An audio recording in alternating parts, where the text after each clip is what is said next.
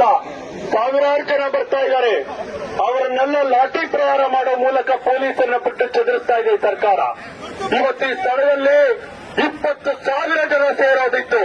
ಅದನ್ನು ಒತ್ತಕ್ಕಿರ್ತಕ್ಕಂಥ ಸರ್ಕಾರದ ಗೂಂಡಾ ಪ್ರವೃತ್ತಿಗೆ, ಜನತಂತ್ರ ವಿರೋಧಿಗೆ ಧಿಕ್ಕಾರ, ಧಿಕ್ಕಾರ,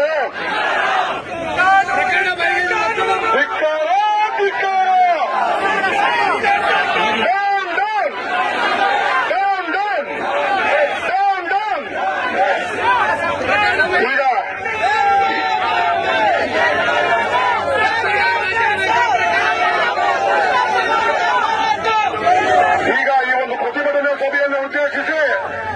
ಕರ್ನಾಟಕ ರಾಜ್ಯದ ಮಹಿಳಾ ಮೋರ್ಚಾದ ಅಧ್ಯಕ್ಷರಾಗಿರ್ತಕ್ಕಂಥ ಶ್ರೀಮತಿ ಮಂಜುಳಾ ಅವರು ಮಾತನಾಡಬೇಕಂತ ಕೋರ್ತಾ ಇದ್ದೇವೆ.